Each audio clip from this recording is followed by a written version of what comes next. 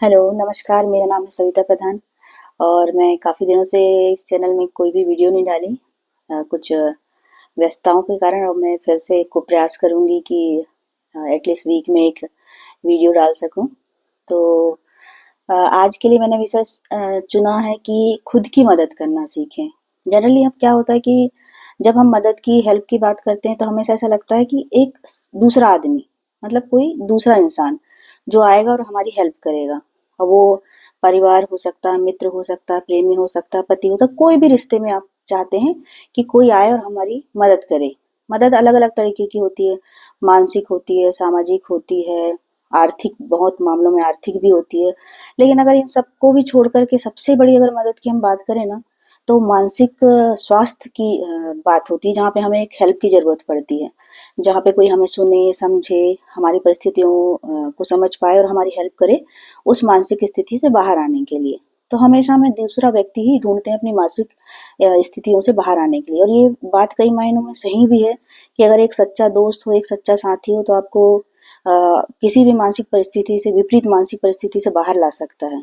लेकिन वो भी तभी आपको बाहर ला सकता है जब आप स्वयं की हेल्प करना, मदद करना स्टार्ट करेंगे।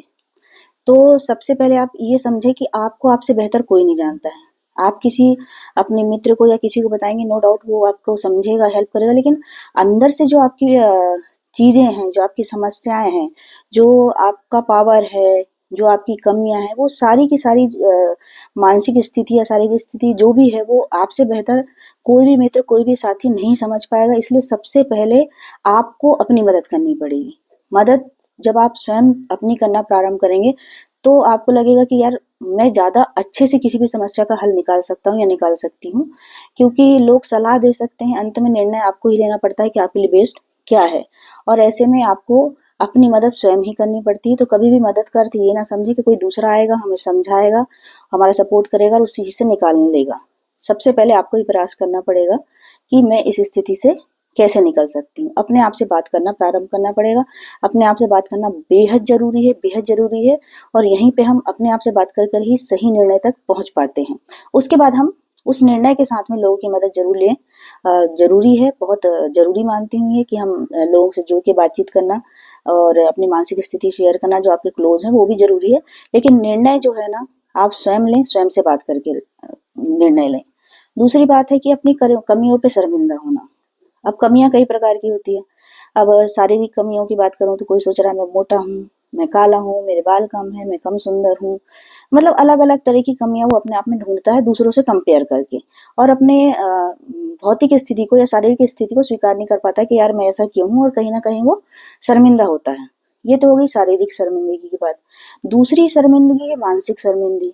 मैं इससे कम अच्छी हूँ, मैं कम सोच पाती हूँ, ये इतना सफल है, मैं सफल नहीं हो पाई, मैं इतने अच्छे से पढ़ाई नहीं कर पाती हूँ, मैं इतने से अच्छे से व्यापार नहीं कर पाती हूँ, मैं इतने अच्छे से निर्णय नहीं ले पाती हूँ, मैं इतनी बोल्ड नहीं। कई तरह की मानसिक स्थिति में हम अपने आप को दूसरे से कंपेयर करने लग जाते हैं और सोचते हैं यार हमारा मानसिक स्तर कितना कम है, और हम अपने अंदर ही अंदर शर्मिंदगी महसूस करते हैं कि काश मैं उसके जैसी होती या उसके जैसा होता। तो किसी भी रूप में आप हैं, देखिए समाज में या पूरे संसार की बात करूँ, समाज की ही क्यों बात करूँ, कोई भी इंसान परफेक्ट नहीं है, कोई भी इंसान परफेक्ट नहीं है। तो जिस स्वरूप में भगवान ने आपको भेजा है, चाहे वो शारीरिक, मानसिक, उसका विकास ज़रूर करें, लेकिन उस पे शर्मिंदगी ना उठाएँ। यहाँ पे कोई ऐसा नहीं है इंसान जिससे गलतियाँ नहीं होती, जो बार-बार गलती नहीं करता, एक बार गलती कर लेता तो जीवन में कभी उससे गलती नहीं होती। हर मोड़ पे, हर सिचुएशन पे आदमी ठोकरों से, गलतियों से सीखता है। लेकिन वही आदमी जो अपने आप को हर हाल में स्वीकार करता है, बोलता है कि मैं जैसा हूँ, बेस्ट हूँ, और इसी में मैं अपना बेस्ट करके दिखाऊँगा। मैंने कई वीडियोज़ में बताया भी है कि कई लोग एक बार पढ़ के याद हो जाते हैं, कई लोगों की बिज़नेस क्वालिटी इतनी अच्छी होती है कि जल्दी से व्यापार सीख जाते हैं। लेकिन ठीक है, हम एक बार में नहीं कर पा रहे हैं, हम 10 बार में करेंगे। हम 10 बार प्रयास करके सीखेंगे, वो एक बार में सीख जाता है। तो इसके लिए पहले आप स्वयं को स्वीकार कीजिए। जैसे हैं, आपकी जैसी शारीरिक अवस्था है, जैसी मानसिक अवस्था, उसको स्वीकार करिए और उसी अवस्था में गर्व कीजिए, और उस अवस्था में आप कैसे बढ़ सकते हैं, ये देखिए। क्योंकि शर्मिंदगी के कारण में आप मुँह छुपा के बैठ जाएँगे, तो कहीं भी, कभी भी कहीं नहीं पूछेंगे। जो हैं, जैसे हैं, उसको स्वीकार करिए। और दूसरी बात है, ये भाई कलयुग है। यहाँ पे आदर्श वाली चीजें नहीं है। अपने आदर्श खुद बनाइए। जो आज से 200 साल, 400 साल, 500 साल पुरानी महिलाओं के लिए आदर्श बने हैं, उनमें आप अगर परफेक्ट नहीं उतर रही हैं, इसका मतलब ये नहीं कि आप बुरी महिला हैं, बिल्कुल नहीं है। व्यवहारिक संसार है, आपको व्यवहारिक रूप से, मतलब जिसको आजकल बोलते हैं प्रैक्टिकल होना, तो बहुत जरूरी है। तो अपने लिए अगर आप सेल्फिश हैं, प्रैक्टिकल हैं, कोई बुरी बात नहीं है। जहाँ पे आपका बेहतर नहीं हो रहा है, जहाँ पे आपकी प्रोग्रेस नहीं हो रही है, मानसिक हो या फिर करियर में हो, जहाँ पे आप नीचे जाते ही जा रहे हैं, आपकी कोई प्रोग्रेस नहीं हो रही है और समाज की नज़र में वहाँ पे रहना बहुत ज़रूरी है, उससे इज्जत बनी रहती है। तो इन नियम कायदों को मानने की आपकी कोई आवश्यकता नहीं है। आप अपने आदर्श स्वयं बनाइए और अपने जीवन को आगे लेके जाइए। ठीक है, लोग बोलते हैं प्रैक्टिकल है ये लड़की या ये महिला, ये सेल्फिश है, इट्स ओके, कोई बात नहीं है। सेल्फिश बनिए और कामयाब हुई। जब आप कामयाब होंगे तो यही लोग ताली बजाने के लिए आ जाएंगे। तो सेल्फिश होना, प्रैक्टिकल होना कोई बुरी बात नहीं है। तीसरी महत्वपूर्ण बात है कि लोग अपनी रुचियां छोड़ देते हैं। जैसे मैंने देखा कि लड़कियों की शादी हो गई या उनका कोई प्रेमी आ गया, या इवन माता पिता, भाई भी, दोस्त भी, बहुत सारे रिश्ते इसमें सम्मिलित हैं। लड़की कुछ व्यक्तिगत अभिरुचियां होती हैं, जैसे किसी का नृत्य करना, लिखना, पढ़ना, घूमना, बहुत सारे लोग हैं, कई मेकअप आर्टिस्ट, स्टिचिंग, मतलब मैं इतने एक उदाहरण के तौर में बता रही हूँ, पूरा संसार भरा पड़ा है अभिरुचियों से। तो लोग क्या करते हैं कि उन अभिरुचियों को छोड़ देते हैं जिसमें उनका साथी बोलता है नहीं नहीं ये खराब है, ये चीज मत करो, ऐसा करोगी तो वो होगा, वैसा करोगी तो वो होगा, या उनके परिवारजन, माता पिता बोलते हैं कि ये ठीक नहीं है। तो अपनी अभिरुचियों को कभी ना छोड़ें, क्योंकि मुझे ऐसा लगता है कि अभिरुचि जो है ना, प्राकृतिक देन है। ईश्वर ने एक हॉबी बना करके ना हर इंसान को भेजा है।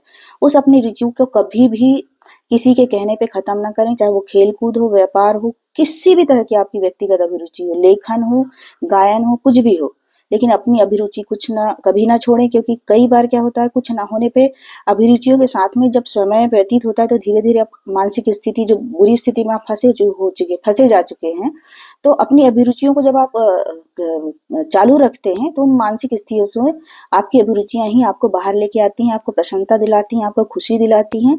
तो अपनी अभिरुचि कभी भी किसी की आलोचना के कारण ना छोड़ें, चाहे वो दूसरे के लिए कितनी बुरी लग रही हो, कितना बेकार लग रहा हो, किसी की सुनने की आवश्यकता नहीं है। तो और ये टॉपिक मेरा फिफ्थ था भी, कि भाई दूसरों की बातों को ध्यान देना बंद कर दीजिए। अब मैंने पहले भी एक गधे वाली कहानी सुना रखी है कि लोग किसी भी हाल में आपको कुछ ना कुछ कमेंट, कुछ ना कुछ आलोचना करेंगे। कामयाब लोग या मानसिक रूप से प्रसन्न वही लोग हैं जिन लोगों ने लोगों की बातों को ध्यान ही नहीं दिया और सिर्फ अपने मन की, अपनी बुद्धि की, अपने निर्णय की बात सुनी और उसको जो लगा कि ये सही है वही किया। वही लोग प्रसन्न हैं। जिन्होंने दूसरे की सुनी है वो सामाजिक रूप से या पारिवारिक रूप से ऐसे ऐसे ऐसे करते दिखाई देते हैं, लेकिन असल में वो अंदर से रो रहे होते, पता है। इसलिए किसी की बातों में मत ध्यान दीजिए। बाहर से भी मुस्कुराइए और अंदर से भी मुस्कुराइए।